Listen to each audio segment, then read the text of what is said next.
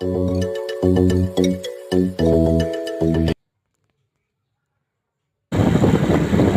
guys, good morning mga beshi, followers, subscribers.